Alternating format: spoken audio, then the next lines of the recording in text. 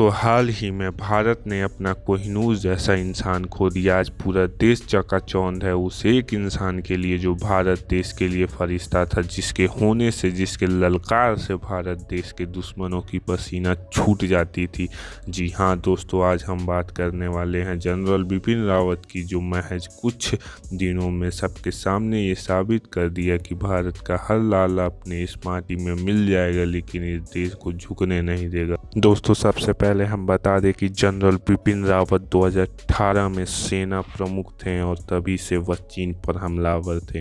उन्होंने कहा था कि भारत चीन को अपने क्षेत्र में अतिक्रमण नहीं करने देगा। अगर चीन मजबूत है तो भारत उससे कम नहीं है। हालात अब 1962 से काफ़ी बदल चुके हैं। हर क्षेत्र में भारतीय सेना पहले से मजबूत हुई है।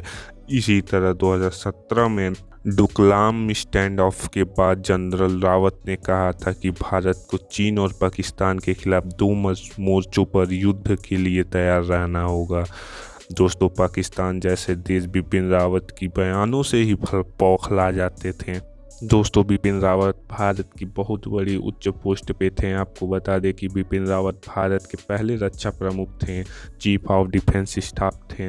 उन्होंने 1 जनवरी 2020 को रक्षा प्रमुख के पद का भार ग्रहण किया। उससे पूर्व वो भारतीय थल सेना अध्यक्ष के पद पर 31 दिसंबर 2016 से 31 दिसंबर 2019 तक रह चुके थे।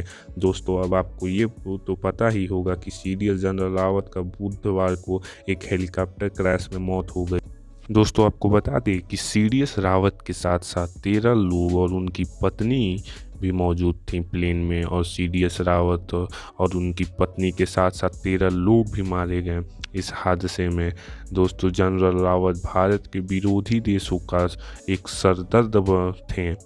दोस्तों, उनकी मौत को हादसा कहा जाना सही नहीं है। दोस्तों, आप सोचो, क्या सीडीएस के पद पे होते हुए रावत को बिना टेस्टिंग किए प्लेन में बैठने की इजाज़त दी जाएगी? क्या रसिया से लेते हुए भारत ने उस प्लेन की टेस्टिंग नहीं की होगी?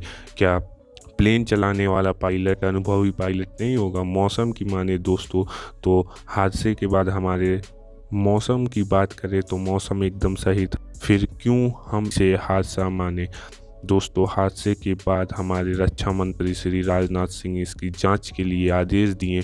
जब जांच टीम ने जांच का स्रोत खोजना चालू किया तो उन्हें कोई सुझाव नहीं मिला, क्योंकि प्लेन में बैठे सारे इंसान की बॉडी 85% जल चुकी थी और प्लेन की धज्जियां उड़ चुकी थी। फिर जांचकर्ताओं ने जांच करते हुए उस प्लेन के बारे में पढ़ा तो उनकी ध्यान प्लेन में मौजूद ब्लैक बॉक्स पे गया।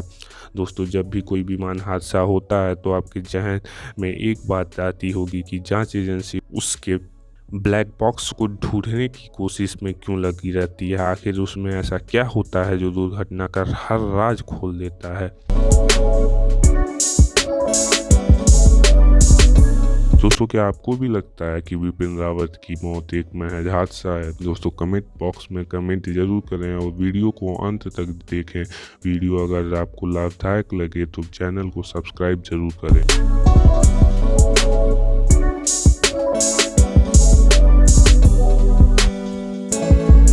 दोस्तों, अब आपके मन में ये सवाल आ रहा है कि ब्लैक बॉक्स है क्या? दोस्तों, मैं आपको बता दूं कि ब्लैक बॉक्स हर किसी प्लेन का सबसे ज़रूरी हिस्सा होता है। ब्लैक बॉक्स अक्सर सभी प्लेन में रहता है।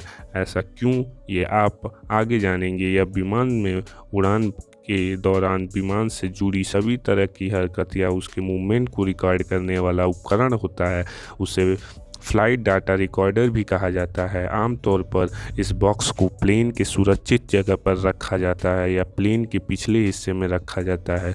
दोस्तों, हम आपको बता दें कि ब्लैक बॉक्स में यानी कि फ्लाइट डाटा रिकॉर्डर ही मजबूत मानी जाने वाली धातु टाइटेनियम का बना होता है और इसे टाइटेनियम के ही बने डिब्बे में बंद करके रखा जाता है, ताकि ऊंचाई से ज़मीन पर गिरने पर या समुद्र पानी में गिरने पर या प्लेन के क्रैश होने पर इसका कम से कम नुकसान हो। दरअसल ब्लैक बॉक्स का इतिहास 50 साल से भी ज़्यादा पुराना है।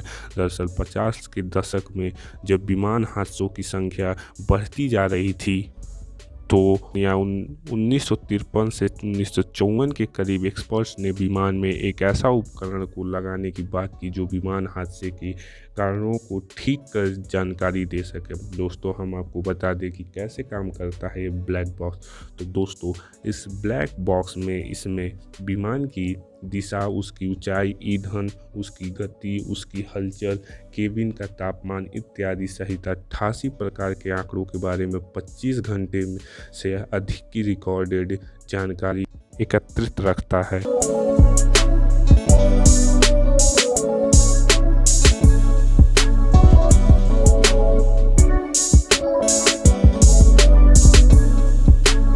दोस्तों अगर हम ब्लैक बॉक्स की बात और करें तो दोस्तों इस ब्लैक बॉक्स को 11,000 डिग्री सेल्सियस के तापमान को 1 घंटे तक सहन कर सकता है, जबकि 260 डिग्री सेल्सियस के तापमान को 10 घंटे तक सहन करने की क्षमता रखता है। यह बॉक्स विमान में अंतिम 2 घंटों के दौरान विमान की आवाज़ को रिकॉर्ड करता है, जैसे इंजन की आवाज़, आपातकालीन अलार्म की आवाज़, केबिन की आवाज़ और कॉकपिट की आवाज़, ताकि यह पता चल सके कि हादसे के पहले विमान का माहौल किस तरह का था। दोस्तों आपको हम बता दें कि ब्लैक बॉक्स 30 दिन तक बिना बिजली का काम करता है। दोस्तों अब हम बात करें कि बिपिन रावत की प्लेन की, तो बिपिन रावत Mi-17 V5 एक VVIP हेलीकॉप्टर में उड़ान भरे थे, जो कि इस हेलीकॉप्टर को वायुसेना का सबसे सुरक्षित और विश्वसनीय हेलीकॉप्टर माना जाता है। यह रूस निर्मित हेलीकॉप्टर है। यह रॉकेट तक को ले जाने में सक्षम है। दोस्तों बिपिन रावत की मौत महज एक बस हादसा थी या इसके पीछे कोई गहरी राज है, अभी तक की ये बातें खुली नहीं हैं। आपको वीडियो अच्छी लगी हो तो लाइक शेयर सब्सक्राइब जरूर करिए। धन्यवाद।